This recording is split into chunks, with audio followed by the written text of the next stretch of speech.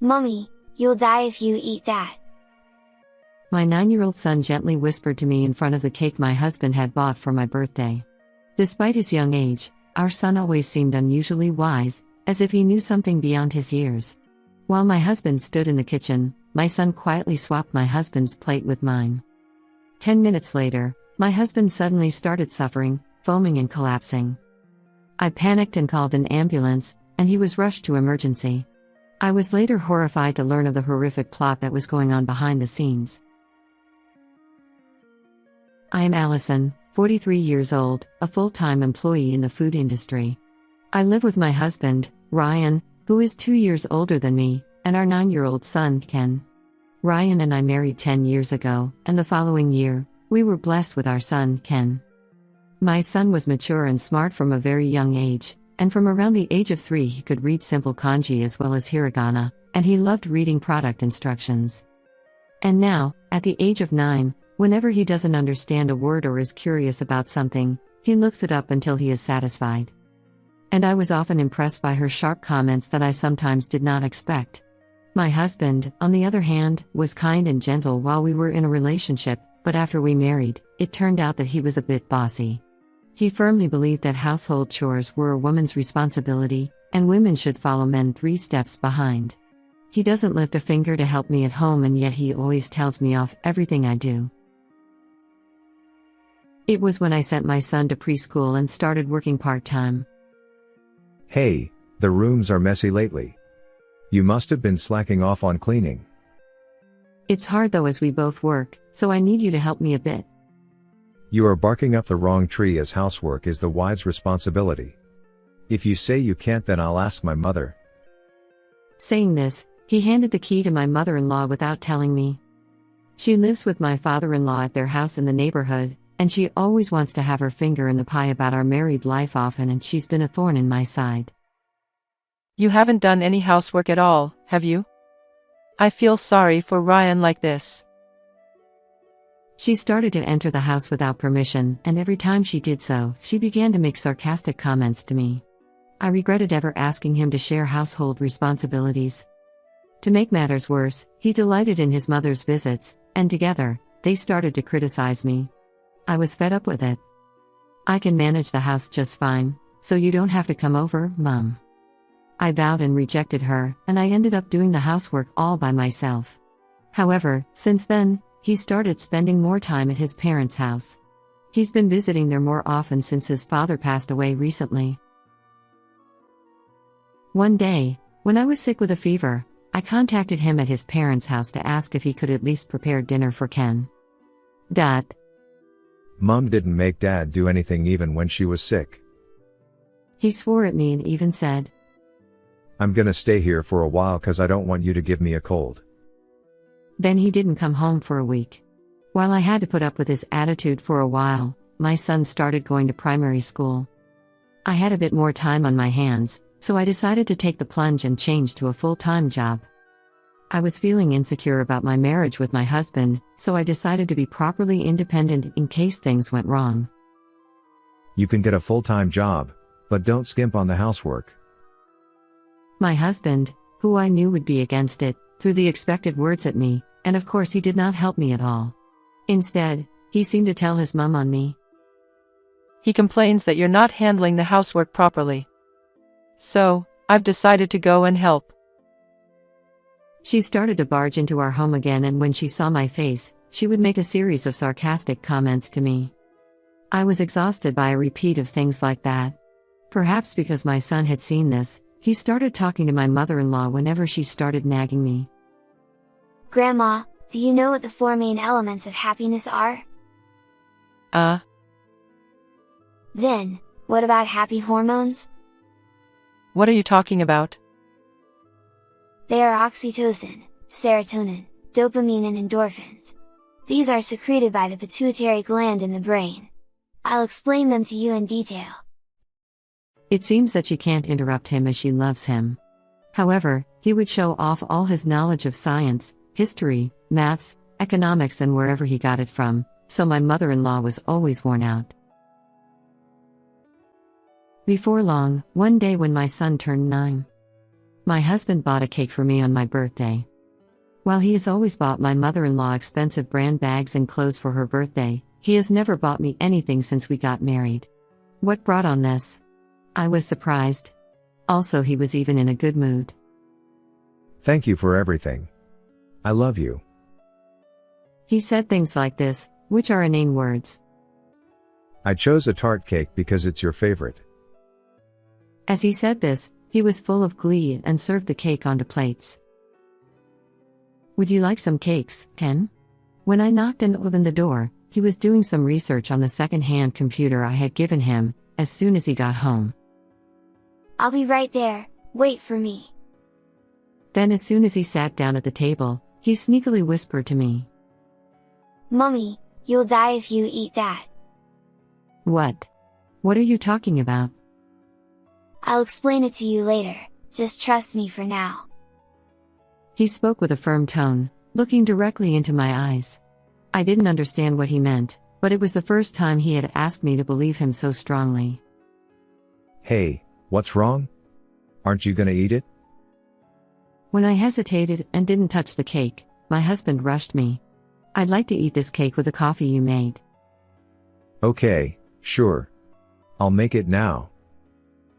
My husband, who usually never does what I ask for, quickly went to the kitchen. My son took the opportunity to swap my husband's plate with mine. When he returned with coffee, he ate his share of the cake without doubt and urged me and my son to eat it too. I had a bite timidly. My husband watches us eat and grins. I went all the way to a famous cake shop to buy it. He bragged, saying it.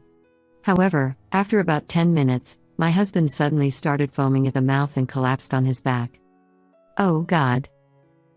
Mummy, call an ambulance. My son calmly made my husband spit out the contents of his mouth, while I was panicking, unable to understand what was happening. With trembling hands I made a phone call to call an ambulance. In the ambulance, my husband mumbled repeatedly, being half unconscious. I put powerful powder in the cake though. He was saying it over and over again, as if he was delirious. Soon after my husband arrived at the hospital and survived, but had to stay in hospital for a few days for tests. Even after completing paperwork for hospitalization and going back home, the word powerful powder, which my husband repeatedly muttered, was still stuck in my ears. Mummy, I just looked up powerful powder on the internet and it's apparently dangerous to eat. How do you know that, Ken? The sticker on the box of cakes that Dad bought had half peeled off. He was suspicious about this, observed my husband and found that he had secretly thrown something in the rubbish bin. Then while he went to change his clothes, my son checked the bin and found a bag marked powerful powder. That's what I found online. I vividly remembered my son whispering, "You'll die," just before we ate the cake. But the doctors at the hospital didn't say anything about poisoning. Yeah, that's because I made him throw up most of it. Powerful powder isn't dangerous unless you consume a certain amount. So I don't think the tests will show anything. If my son hadn't acted quickly, I might have eaten that cake. Just thinking about it gave me a chill in my spine. I wonder if he really prepared to make me dead by putting such a thing in the cake? We should go to the police right away. I don't think you should do that. Wait? How come? Because it was Dad who collapsed. If you report to the police now, you might be accused of the crime. His words stunned me, and everything before me went blank. I completely understood what he said and I felt hopeless, wondering what on earth I should do. Mummy, don't worry. I'll handle it. He then went to my husband's study, which he was usually told not to go in without permission, and started looking for something. I'm sure he left something in there, I know him well. My husband was meticulous, always jotting down notes in his schedule book. Soon after, my son showed me one of his schedule books. I looked in it and found a detailed description of the ingredients of the powerful powder and how it worked. Are you kidding me? And as we read through the schedule book, my son and I discovered a horrifying truth. To my surprise, he had already used this method, and it was my father-in-law who fell victim to a crime. The results of giving him a little more each day were clearly documented, and on the day he passed away, the note said, "Send him to heaven with 10 grams." Even more surprisingly, my mother-in-law helped him with it. They plotted together. Turning the page, we found a note that said it will take place on my birthday. "Are you okay, Mummy?" He called out to me and I realized I was trembling with fear and anger.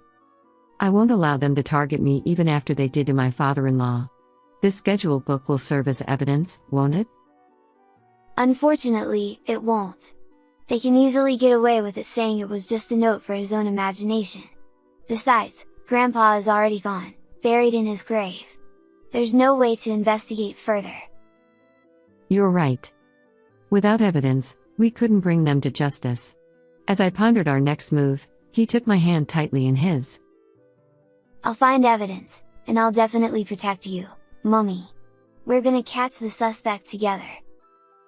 I nodded emphatically and held his hands. Then I made up my mind. If they want to do it, I'll take it. I will save my life for my son's sake. Also, it will help to settle the score for my father-in-law. With determination, we vowed revenge against my husband and mother-in-law. Our battle preparations began. "I bet Grandma hasn't given up yet." Following his advice, I decided to keep an eye on my mother-in-law. She came to the hospital to visit my husband every day, and one day, when I was watching her, she went downtown, many stations away from the nearest station to their house. I followed her and she went into his catchy private shop in an alley off the main road, and after a while she came out of the shop with something in her hand. "Hi, Mum. What are you doing here?" When I called her out pretending I bumped into her as I came out onto the main street, she turned around with a start. What are you doing in a place like this, Allison? You don't go to visit Ryan, rather, you're enjoying shopping in the lap of luxury? I have something to do for my work. However now, Ken is anxious about Dad's hospitalization. Could you come over to cheer him up? I invited my mother-in-law, who was being sarcastic in her usual tone, to our house. Normally I would never invite her in, but on this day I had to do something. As soon as we got home, "Grandma, he greets her with a happy face. I want to show you something. Come to my room for a minute." He pulled her hand and forcefully took her to his room, giving me a signal with his eyes. Meanwhile, I checked the contents of her bag that my mother-in-law had just brought out of the shop. Inside the bag was a white powdery substance. I took a small sample and transferred it to another bag. The next day, I knew exactly where to take it. A few weeks later, on the day my husband was discharged from hospital, I asked my mother-in-law to pick him up. Meanwhile, my son and I prepared a table full of dishes to welcome them. We also made a crucial setup, which was a container of white powder, much like powerful powder. As soon as my husband and mother-in-law entered the room, my son led them to the table. "You know, I helped make this feast. Dig it up." They sat down in front of the food and after a while began to whisper something. "Mom, could that be?" Of course not. There's no way it would be here. They looked at the white powder on the table and turned pale. "Are the meals all right?" Even though I asked about the food, they remained silent, refusing to try the food. By the way, this powder is said to boost energy when sprinkled on meals. I handed the white powder to my son, saying, "Sprinkle it for them." "Stop it. Don't put something we don't know about." My husband shook my son's hand off with a terrified-looking face. "What makes you both so frightened?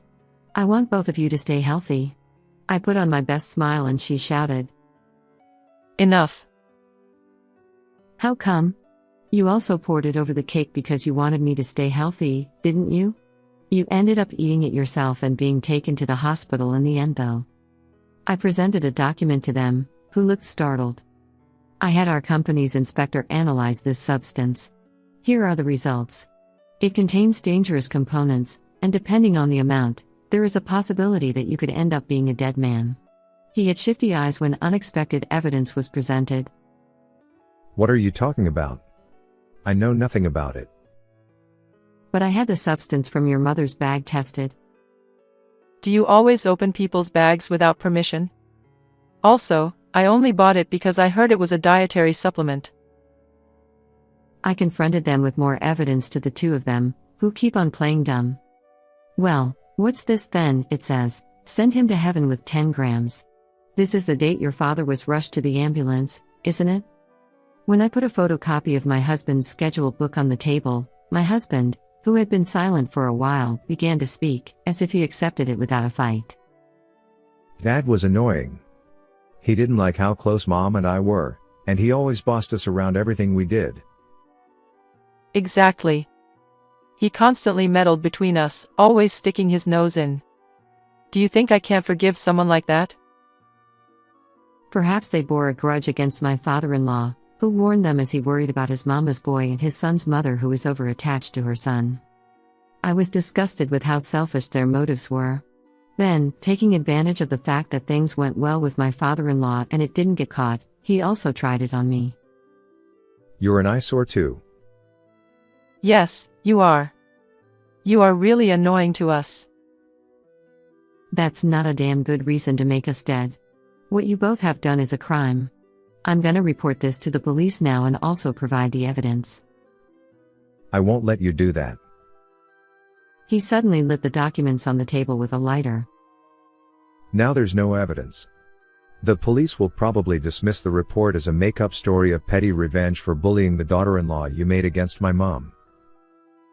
He came up to me with a confident look, but my son pointed out nonchalantly. Dad, that's just a photocopy. Also, I recorded the whole conversation just now on my voice recorder. It serves well as proof. What the? He turned pale in a moment. We were so close to getting rid of the obstacle. She was also stunned. How could you think of carrying out such a sloppy plan, Dad?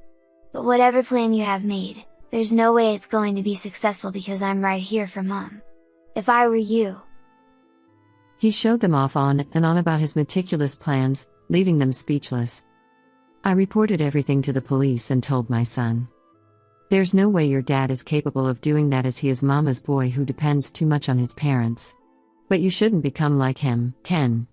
You must use your knowledge wisely. Of course, I will. Don't worry, Mummy. All this time, they both remained silent, unable to say anything back. We don't need a husband or father like this. Don't say that. I'll apologize. Just don't call the police. I'm sorry. Although the two suddenly started to make a humble apology, it was too late. At best, you should reflect on what you did from behind bars. Goodbye. In the meantime, the police arrived and the two were taken away crying and screaming.